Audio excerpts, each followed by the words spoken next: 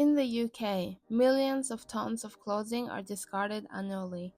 In 2022, 30% of the UK's 1.45 million tons of textiles were sent abroad. Much of this surplus ends up in places like Ghana, often in poor condition. While it provides affordable clothing, it also overwhelms local markets and contributes to environmental issues. This practice have a name: waste colonialism.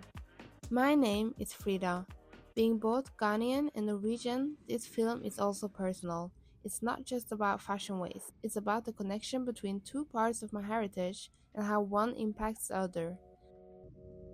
The more I read about waste colonialism, the more complex it became. But I have also read about resilience and creativity. This is what I want to see firsthand. I believe it deserves far more attention and support than it currently receives.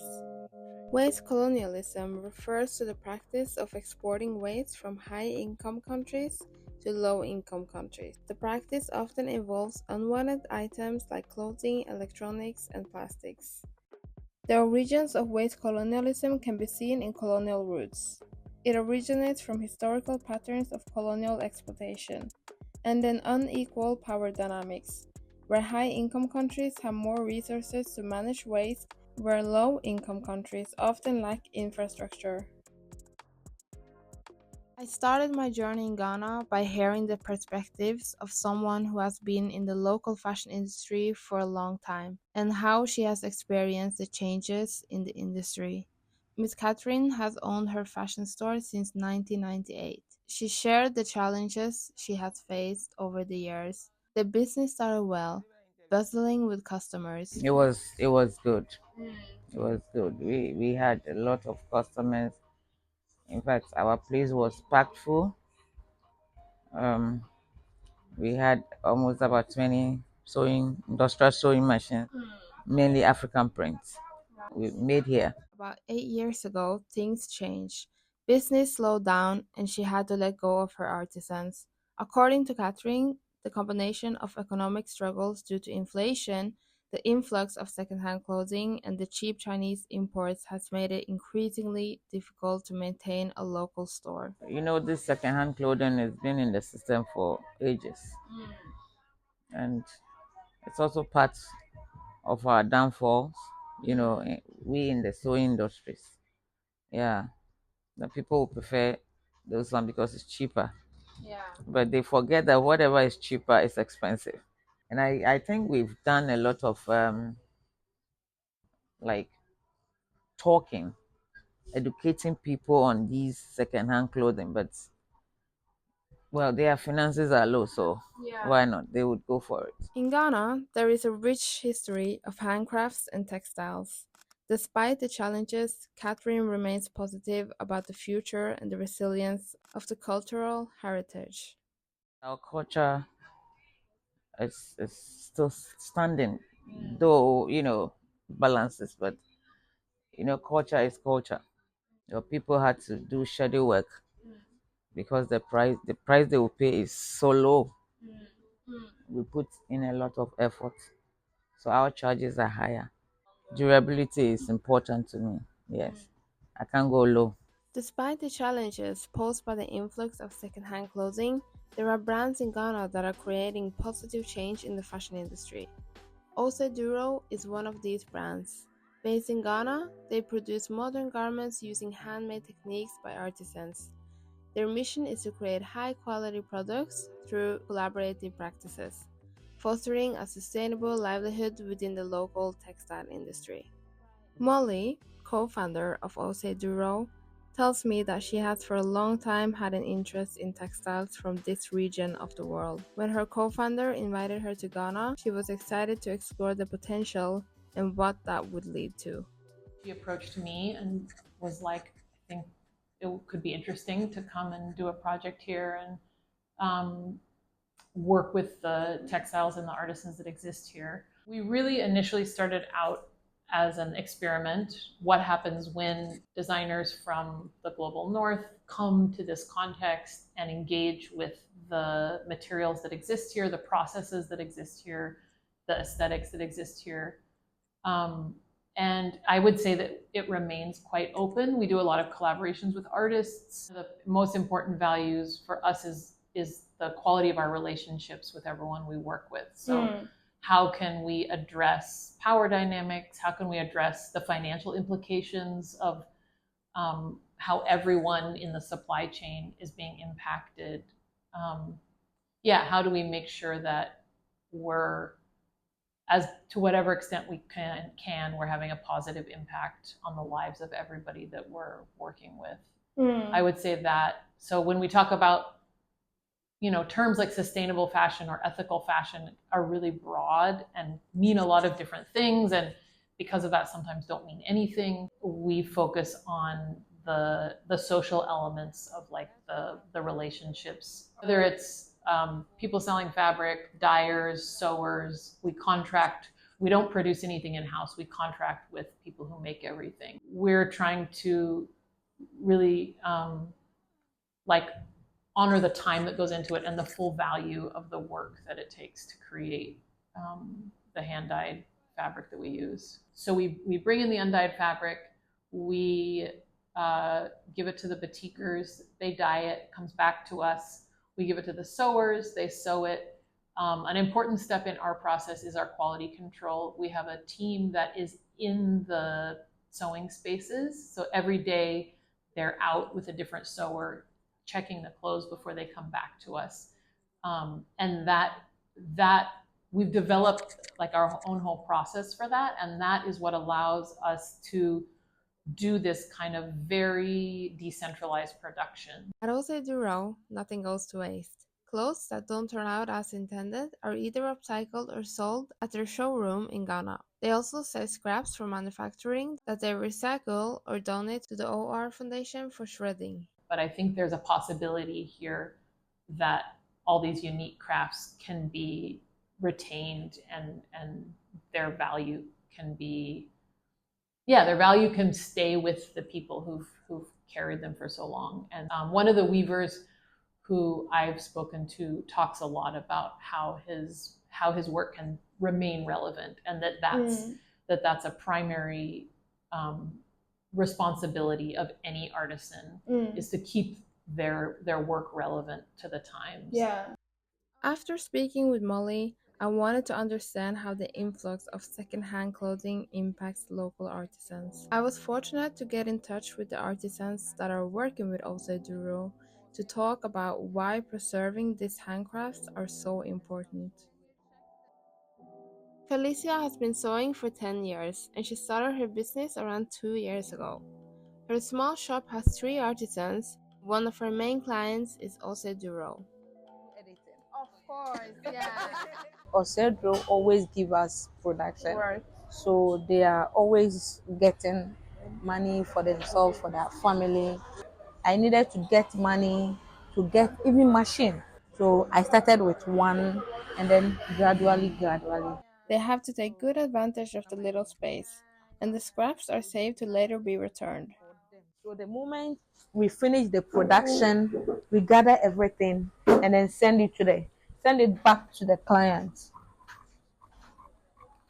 When I ask her about the importance of keeping skills like this alive and relevant, there is no doubt in her opinion. It is very important. Why? Because you see, even if for nothing at all, you'll be able to sew for yourself. It is a skill nobody can take from you. So I will always encourage the young people to learn something like this because it is really like it's a good skill. I mean it. It's a good skill. So I would never discourage anybody from pursuing this career. I went on to meet a dyer who does both batik and tie-dye for Ose Duro and other clients. Nana has been a dyer since 1997. He started his business as a part-time job, but it later developed to be his main income. This is where I do the batik stamps, batik Oh. stamping.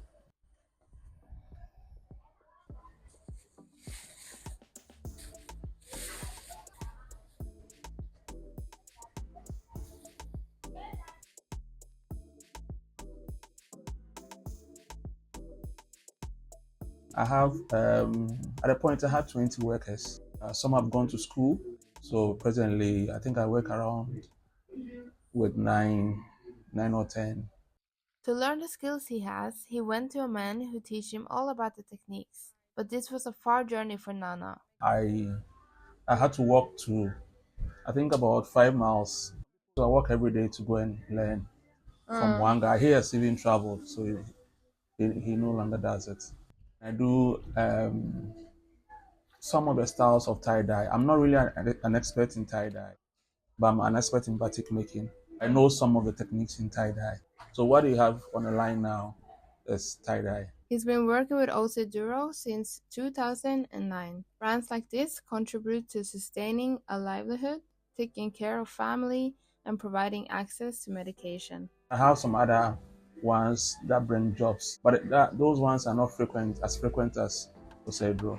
I don't know what I would have done without Osedro. Through working with them, I've been able to kind of sustain my family. I've been able to use the resources to further my education.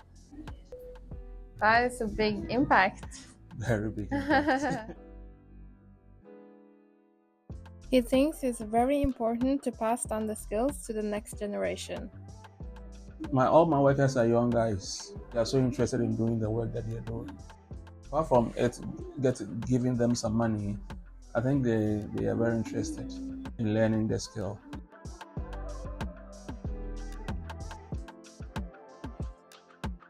Earlier, there were more people doing batiks in this neighborhood, but different challenges have made them stop. Years ago, we had a lot of people doing batik making and tie dye. They've all stopped because of the cost of inputs. Things are very expensive now. I think the other factor too is that most Ghanaians don't really like wearing batiks. I think it's how the system is. Foreigners like things that are locally made in Ghana. He thinks that the local interest for Western clothing has increased. Well, they like foreign products. Even in Ghana, it's only Fridays that um, workers workers are encouraged to wear locally made fabrics to work. Right. Yeah, so we call it the Friday wear, like wear Ghana on Fridays. After speaking with Felicia and Nana, I wanted to explore how the culture of handcraft skills is adapted to meet the challenges of the secondhand clothing influx. So I went to Kantamanto market, where the upcycling designers and tailors are transforming Western secondhand garments.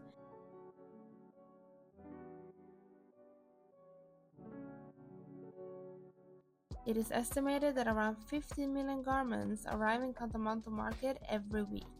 Out of these, around 40% will eventually go to landfills due to the poor quality of the textiles. With around 30,000 workers, Kantamanto market is one of the largest second-hand markets in the world. You have to be fast. In the market, they cut all garments with stains and holes into new patterns, measuring by eye and using every part of the fabric to upcycle them.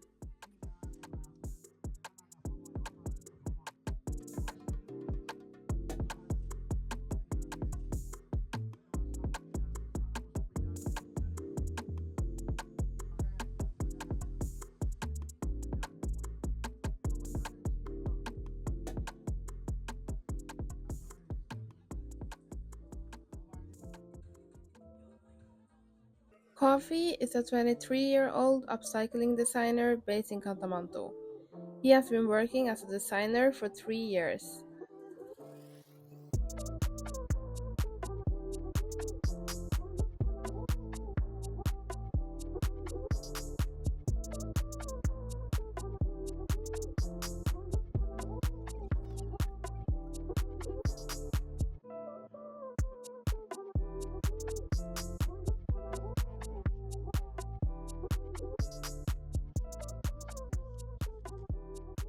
Coffee begins his process by going to the workers in Kantamanto who sort the bales of garments. He has specific contacts who knows what textiles he is looking for and will call him or have them ready. Sometimes he goes directly to the yard, the space where all the bales arrive. In the yard, other sorters are ready to help him and find the right materials. Just get the materials from the yard. Or sometimes And they then call me. They know what I want. from the garments that he collects, Kofi creates designs tailored to the specific materials. So I have to turn them to outfit. And these are tapestry. You can use this one for hoodie, anything that you want. You can just use it. In the yard, there are plenty of materials that he can buy. You can get Levis. You can get Wrangler. Like a lot. Amongst See old the jeans. Levi's and Wranglers, there are also a lot of fast fashion brands with lower quality that he tries to avoid. See the denim.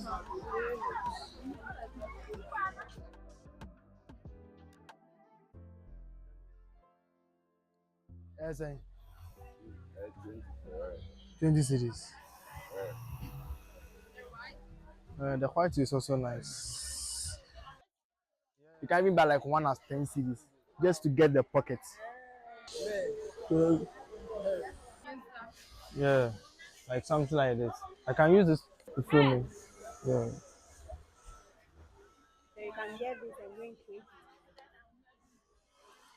Oh, A lot of the time goes to sourcing materials, going by his contacts to see if there's anything to buy. the one selling it to me, they should buy them in bills. Yeah. They should sort them out. Sort it out. Yeah, and also this place, so this woman too.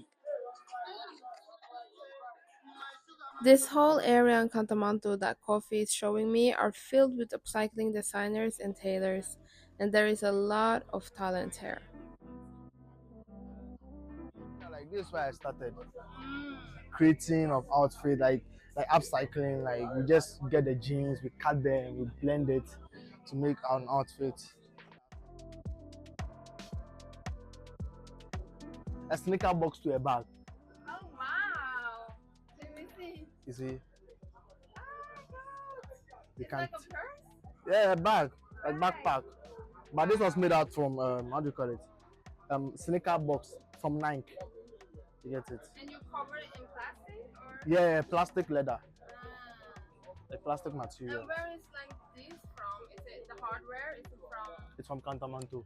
Another brother of mine. Like we always help each other. Really like a family. Like we are like a family here. Very nice. Very nice. After collecting materials, he makes the designs and then hands it over to the tailors. The practice has formed its own local recycling supply chain, and it operates smoothly with the help of collaborations and collectives within Kantamanto market. I go.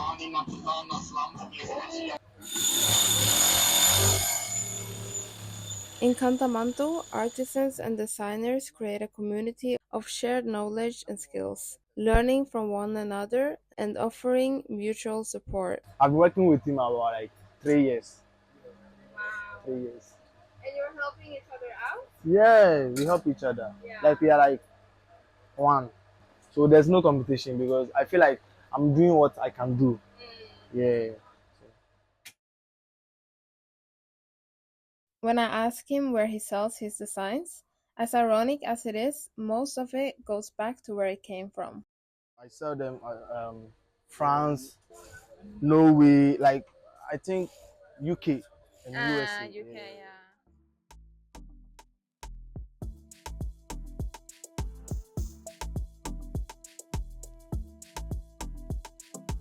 Kantamanto Market is home to a diverse community of designers, each with their own ways of creating new clothing. Among them is Arrow Boy. My name is Richmond Nyakon. I started upcycling in the year 2018 when I started working at Kantamanto Market. I love fashion, I love creating, and I love designing. So I got inspired by seeing thrift jeans. I thrift my denim jeans from Kantamanto early in the morning. Then I bring them back home. I sit down and cut them into patterns and I join them together. I use things to hold them, and I give it to my tailor to sew them for me. Sometimes we get dirty materials from the foes bill. There are more good upcyclers in Kantamanto that I feel they need support and help so their pieces can reach other people outside there.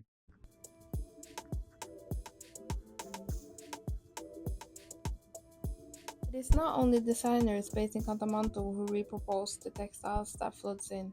Trashy Bags Africa, though primarily focused on tackling plastic waste, also sources textiles from Kantamanto to pair with the discarded plastic. So my name is Elvis Abulua, a factory manager of Trashy Bars Africa here.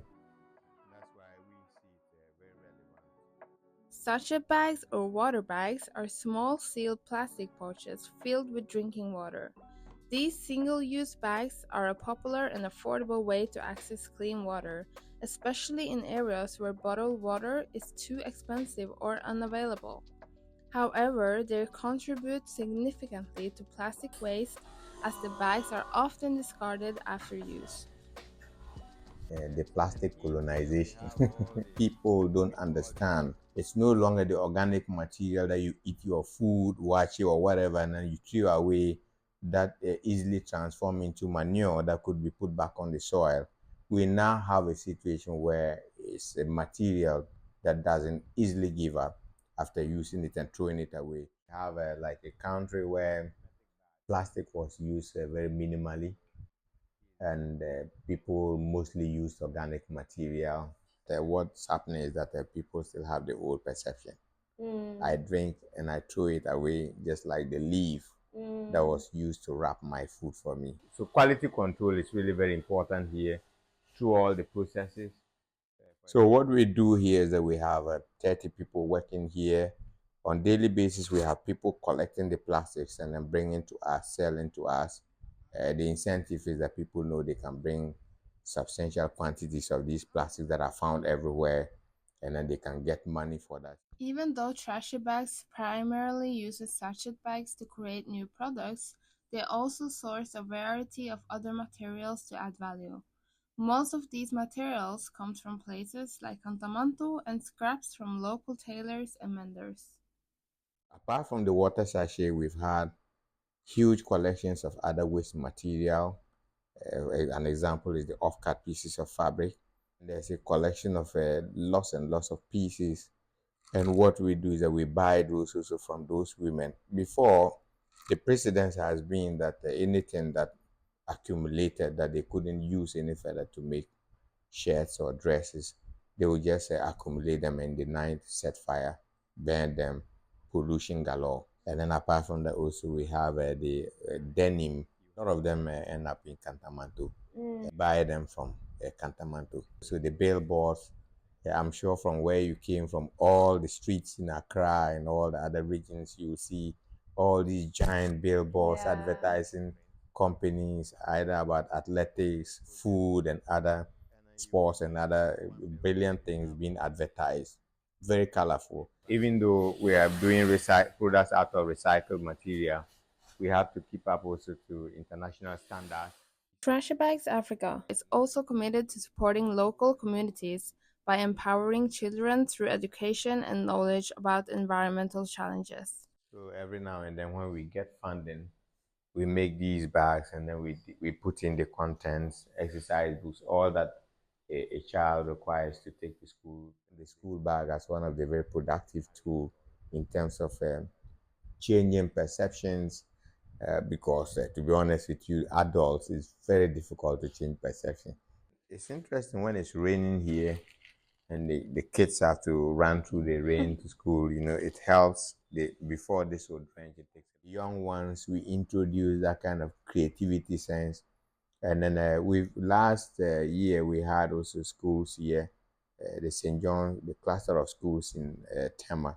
And then the kids went back and then they began to think out of the box. They did some creative activities, making a fashion show. By fostering a sustainable mindset in children, Trash Bags Africa is helping them grow up with the skills and talents needed to drive green innovation in Ghana. There's already a strong foundation of creative thinking, innovation, and solutions emerging here, all tied to addressing waste challenges. The innovation you will not believe. You will not believe.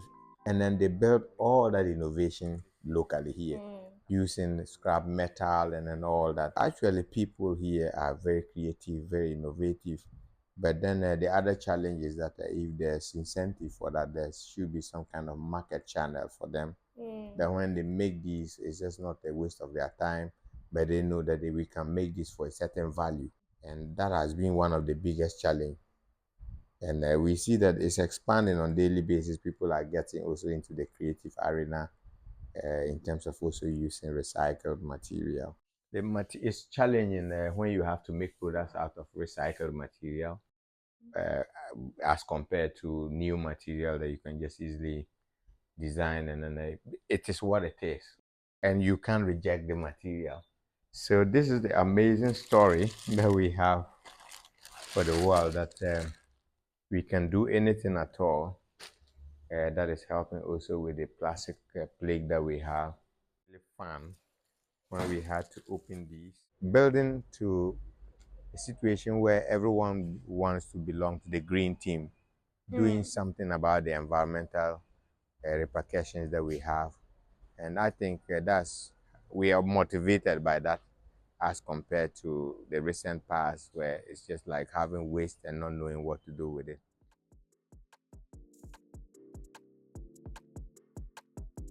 It is not just designers and tailors reworking materials from Kantamanto. Other efforts, like those led by the OR Foundation, are finding innovative ways to address the textiles that don't get sold. The OR Foundation is a non-profit organization that addresses the systematic issues of the global secondhand clothing trade and its impact on the global south. Some of their focus is environmental justice, economic empowerment, and cultural preservation. The OR Foundation collaborates with local artisans, brands, designers, and the Kantamanto community, aiming to build a circular economy and uplift those most affected by the secondhand clothing influx. The OR Foundation runs a material research and development department focused on the mechanical transformation of textile waste. Lab. My name is Paul. I'm the manager of the facility. Kenny, product development coordinator.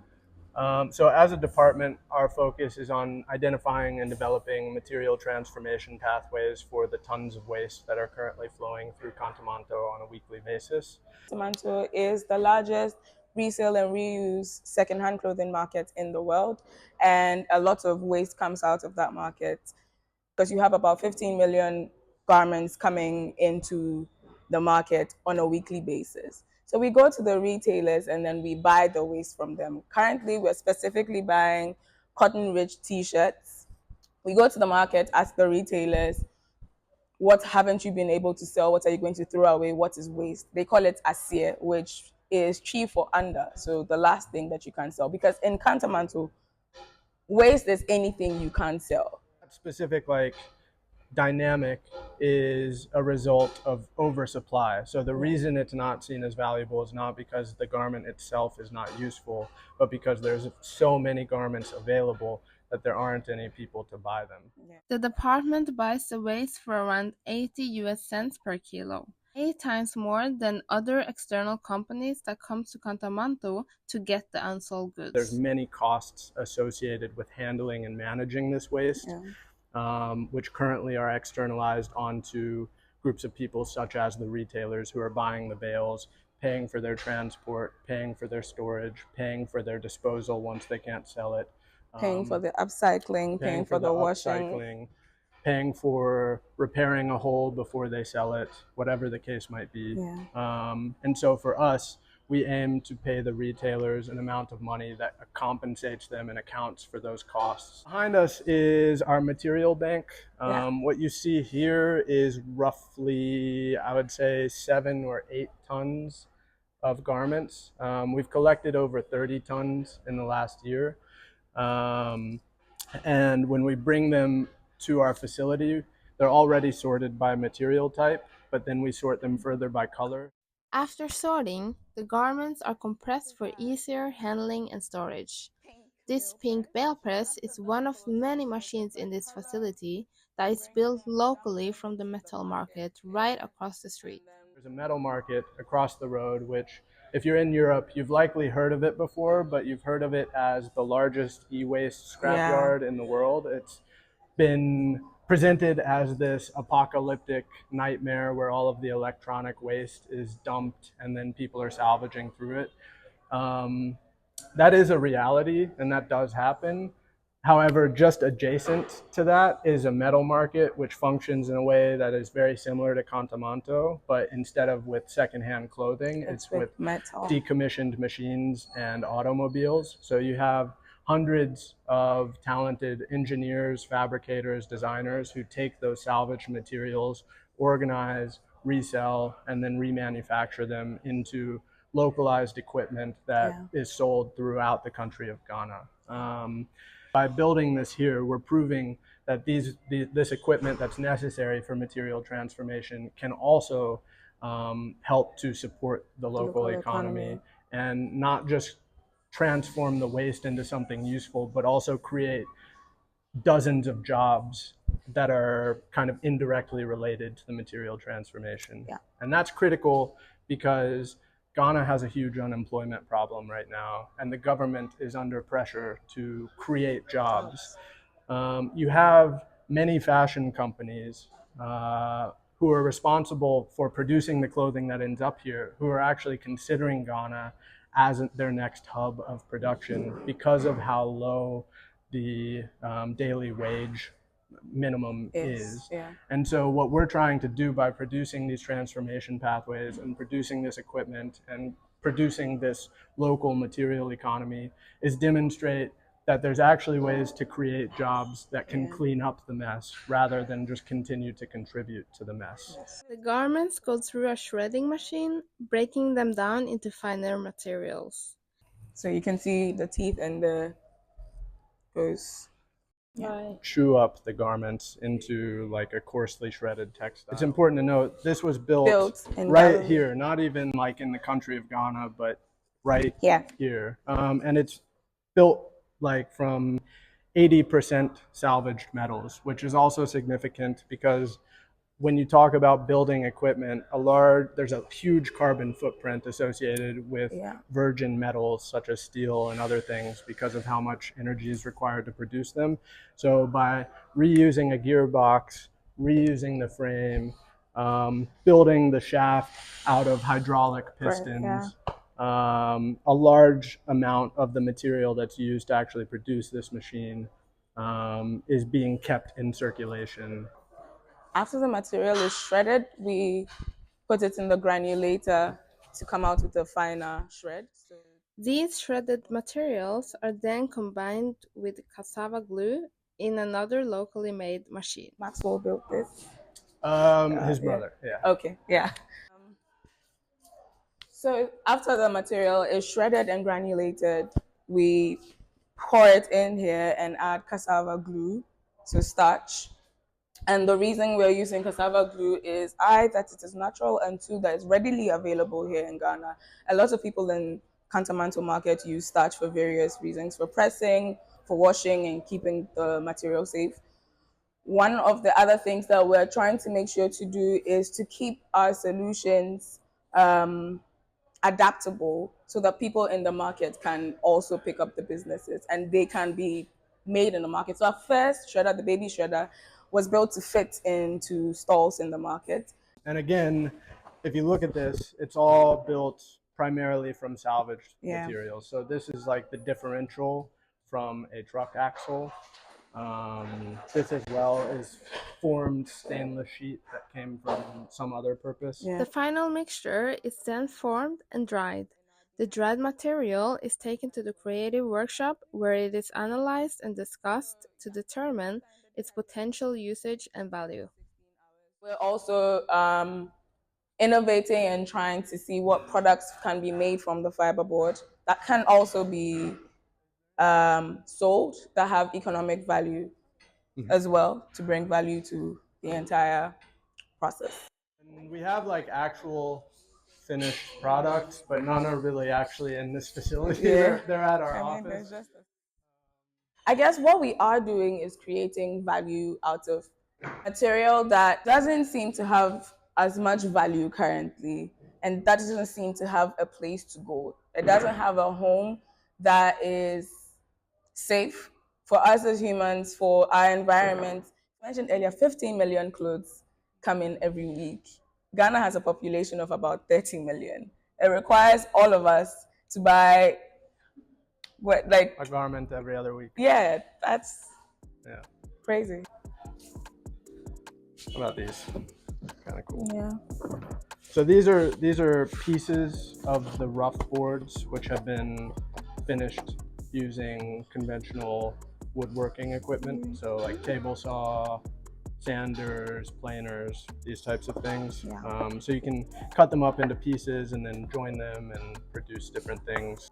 These are the boards that actually come out of the dehydrator. So we're still in the process of developing them, but you can see they're quite strong and capable.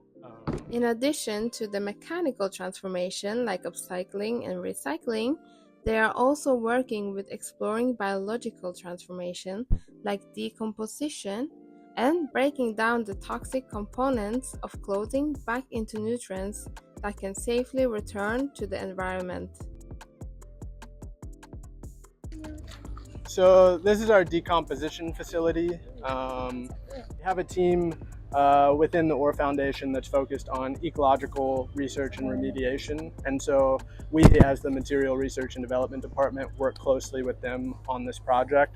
They sort of come at it from a scientific lens, and we come at it from more of like a mechanical, infrastructural, design engineering lens, and we collaborate in order to develop these projects. So we are helping nature help herself. That's kind of like what our mission is here. This is our research facility, which we're still building out. This container is just stores equipment. Inside there's all sorts of like fancy scientific stuff, like a microscope and monitoring equipment. And yeah, it's really fun. Yeah.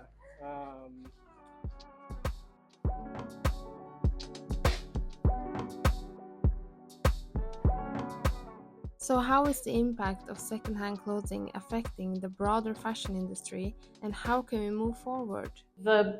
When the secondhand clothing first came here, it was in direct competition with the batik. They were both at the low end of the market for clothing. So you could buy wax print and take it to a tailor and have something made that you'd wear forever, or you could get batik was often done to make old clothes new again. The secondhand clothing undercuts all of the local traditional textile practices. You know, it creates an expectation that clothing should be cheap, which is what it does everywhere in the world. And it also can often directly put textile artisans out of work. Yeah. So that affects us indirectly because there are fewer people who can do what we need. There are fewer people who have correct training. There's even just like less of a perception that it is valuable, that it is worth doing, that it is relevant for young people to learn.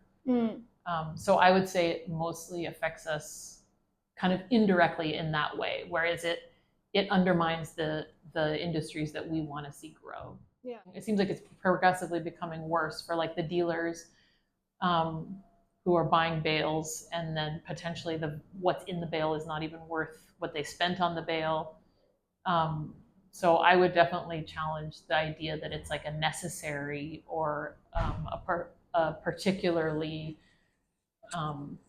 healthy part of the economy. I mean, it's certainly here, and people are doing what they can with it. And I think that we can't, like, to just say, okay, tomorrow it's all going to disappear would put a lot of people in jeopardy. So what is, like, let's be realistic about where we are and what a transition should look like.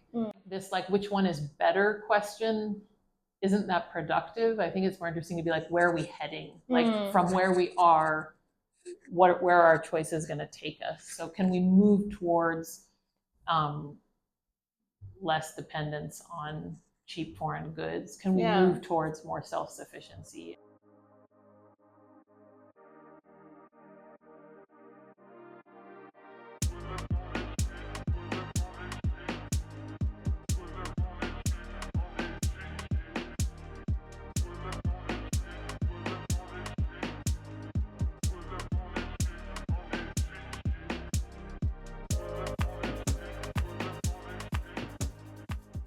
clothes get tangled with each other. And when they get tangled with each other, man, it becomes like a dam, right? What ends up happening is our cities get flooded. And on top of that, the plastic waste comes and adds onto it. There's two sides to it, you know? You'd want to stop it, but at the same time, when you stop it, there are a lot of people that are gonna go hungry. Most of the stuff that was coming down here, it wasn't like top quality stuff. We were getting bottom of the barrel, you know, worn out clothes, old clothes, clothes with stains on it. See, people here, they have their self-respect, they have their dignity. So obviously they weren't gonna, they can't sell it.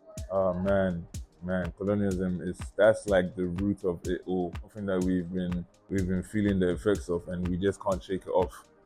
We don't have the means to ship it to another country because this is where it's going to end up. This is the last place, you know. It's a gamble. Clothes that they're giving away for charity, people are actually selling them, and that's the hard truth. It's still big business. Like when you support creatives over here, man, they can flip the script so easily, you know. But they will get to a point where enough will be enough, but it might be too late. You know, it might be too late. Man, it's a sad situation, come to think about it.